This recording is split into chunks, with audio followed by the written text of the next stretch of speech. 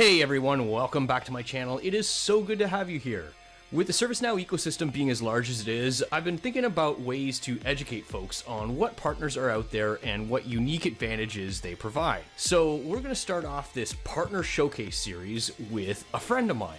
They're an emerging partner in the federal public sector, but they do private clients as well.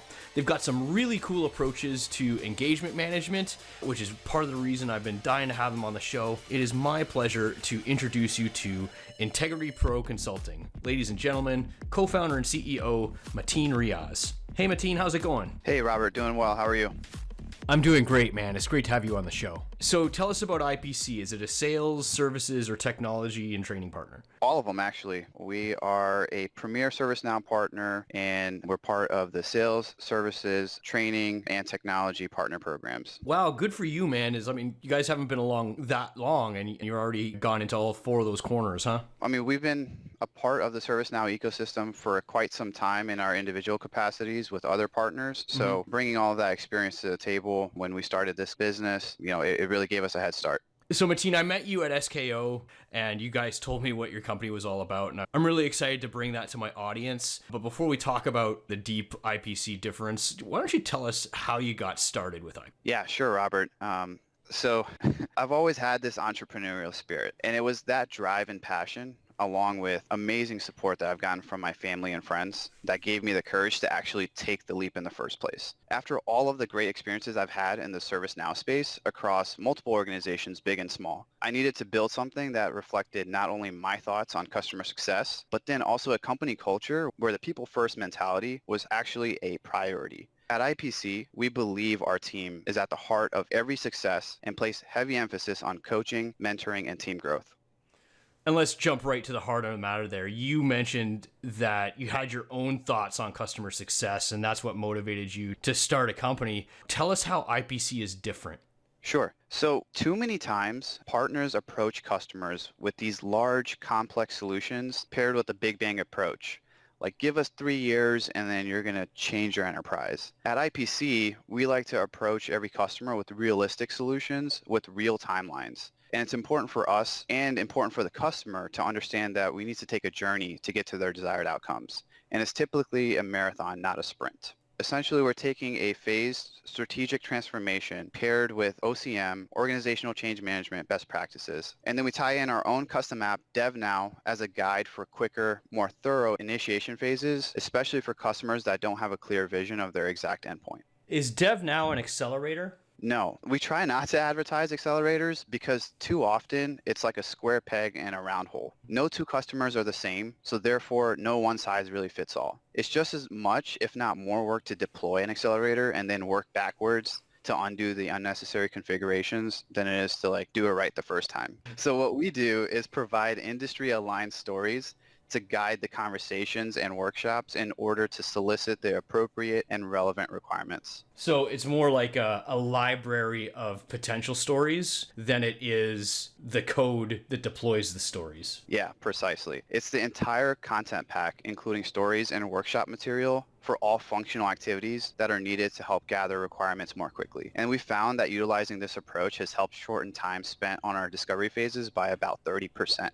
Wow. And I'm imagining in my head that all the workshops I've been in where basically they're talking about the app, maybe they're showing the app and it's a ride along, and then somebody is scribing the stories and conversation into Word or something, and then after the workshops, and it might even be days later, somebody is almost interpreting that workshop notes and then building the stories after the fact, hours, days after the fact.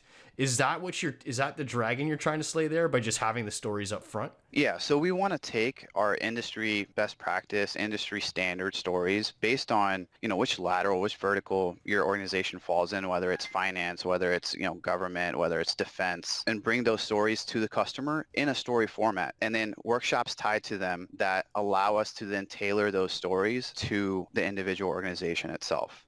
Okay, so really simply put then, you're taking the stories that other vendors might go ahead and, with a certain amount of hubris, package that into what we call the accelerator. So yours is not the configurations, just the stories, and those act as a template and they fill in the blanks, or you address their specific needs from that story. Is that correct?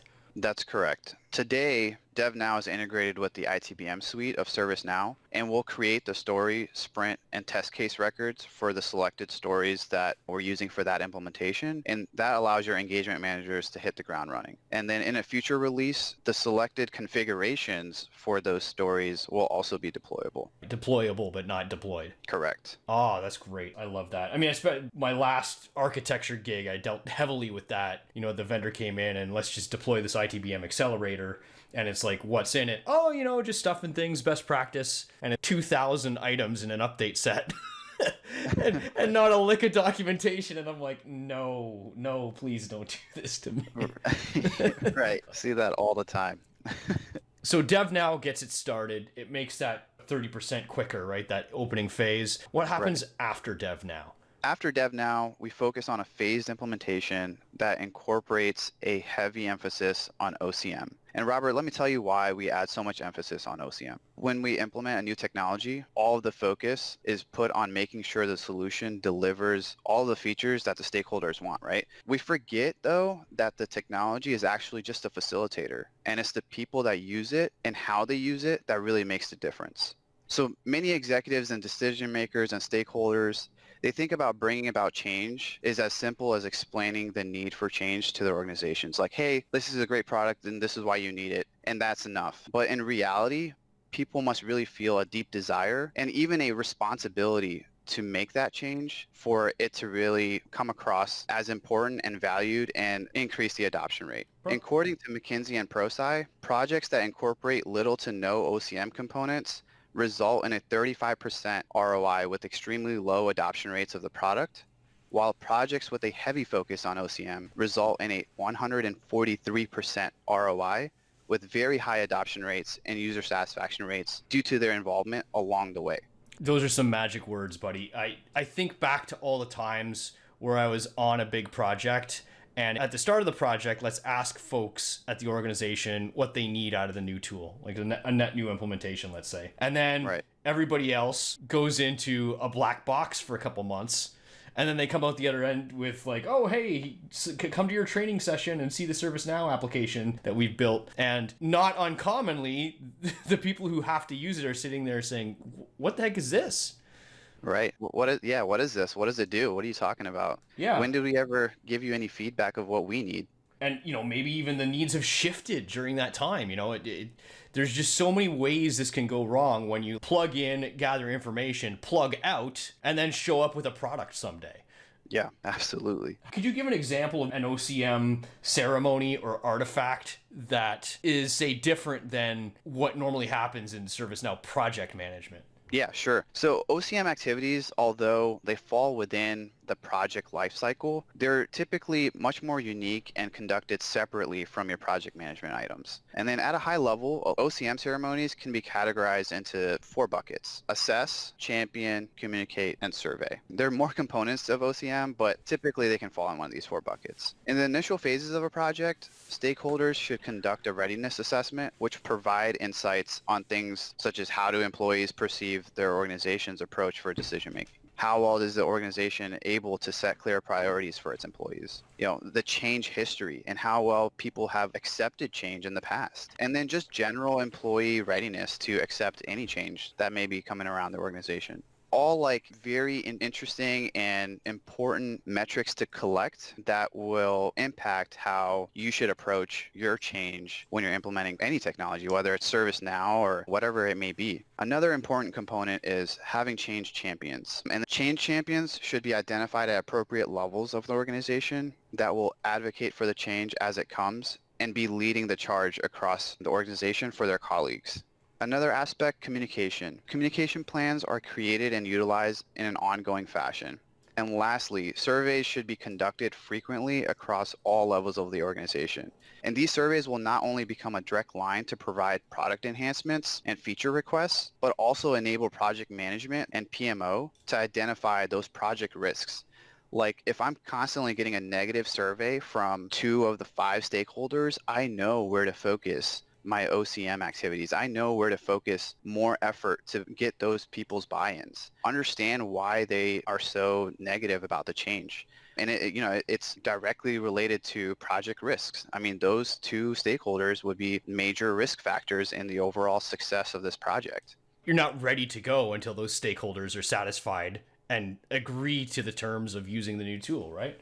Exactly. It allows project management and the OCM champions that you've identified to focus on and mitigate those risks proactively during an implementation and not after the fact.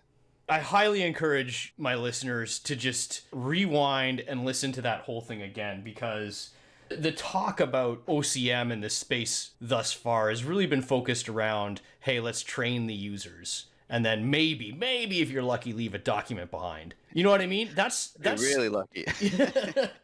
Yeah, but that's still like aftercare. The organizational change management starts at the start of the project. Exactly. I mean, I'm right there with you. I mean, like this is one of the biggest reasons why we're huge advocates. At the most fundamental level, there's two big hurdles when it comes to incorporating OCM. I think the first one, and probably more important than the other, is just knowing what OCM is and then how valuable it is, right?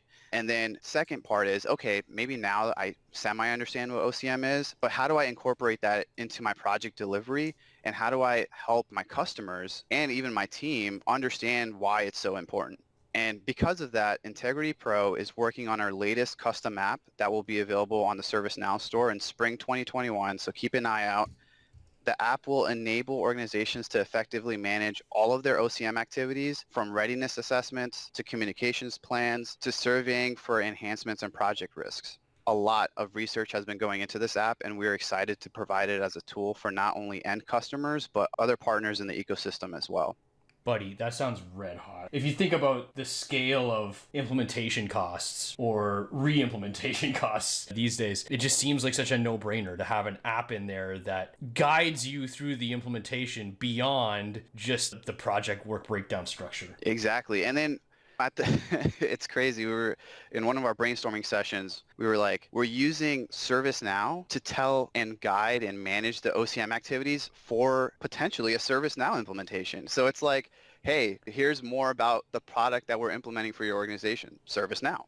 So, but the OCM stuff is applicable to any OCM activity at the org, right? It's a tool for managing the work within OCM, not just OCM on ServiceNow, right? That is correct. Yes. So if a hospital system doing an Epic upgrade could use this, Yep. Actually, I could probably line you up a few customers, because I just had I had shoulder surgery. I spent the last 5 months literally like managing that workflow on my own, and every time my back was against the wall, they'd tell me, oh, it's basically nothing we can do because the Epic upgrade messed everything up. And I'm like, okay. Yeah, that's no fun. Yeah, and so you guys weren't ready for the change, and the change was not managed well, and guess who gets to pay the consequences for that? Me. Yeah, your end customers. So Mateen, it's clear you got two passions there, both a difference in how you start the projects and in commitment to organizational change management concepts to make sure that this thing deploys as expected with strong adoption. But to some extent, one might say that's Mateen's thing. How do you make that IPC's thing and not just you, right? Because you're building this partner, you got lots of consultants. How do you make sure that they view the world the same way you do? Yeah, absolutely. And it's extremely important for us as a company culture, make sure that our viewpoints and our passions align. So first and foremost, we look for folks that align with our culture. And I know that sounds really cliche, but we really do. We want to bring people onto the team that genuinely care about the customers, genuinely care about their teammates, and have a passion to do good. And then we're screening folks for not only their tech skills, but their consultability. Consultability. I think I know what you mean there, but tell us what you mean by consultability. So like their soft skills, their ability to communicate effectively with the customer, not being worried, which person I need to put in front of the customer, right? Mm-hmm. Like I should be able to, any one of the consultants at IPC should be able to hold a very good conversation with the customer and not sign up for over customization, not be a yes man. So essentially, we want to have well-rounded consultants that have their tech skills, but they're also able to drive the functional conversations as well. One thing I've noticed is that because ServiceNow is such an inspirational app, You get these people who they've been bit by the bug. They see all the potential locked up in ServiceNow, and they can really blow up the size of a project, right? Because they want to answer yes. Yeah, they want to, yes, yeah, of course we can do that. It's awesome. Yes. Fundamental project delivery concepts like project governance and scope creep and things like that should be something that every consultant is well versed in. Although we are passionate with our customers, we're passionate about the solutions and the work that we do, that doesn't mean we need to sign up for anything and everything, right? So there's a way to go about those things, and every consultant shouldn't walk into a conversation and say, yes, we're going to sign up for everything. Do you look for seasoned consultants already, or do you have a methodology of teaching people to be that way? So initially, being a startup, it was extremely important for us to build out a core team of seasoned consultants. And we're getting to the point now where we have the right mentorship and the right coaching in place for fresh new talent to come in with their tech skills, with the passion to learn and the passion to do good. And on IPC's cost, bring them in, nurture them, cultivate a consultant out of them, and coach them and mentor them and align them to be successful. And then IPC is huge on training and education, making sure everyone on the team has the knowledge and skills needed to be successful. And since we strongly believe that proper OCM is critical to the success of any project, we're investing in OCM certification for all of our delivery leads. So wait a second, you said you get them certified in OCM? Is there an actual certification for that? Yes, there are a few well-known institutions that offer programs, but we utilize Prosci.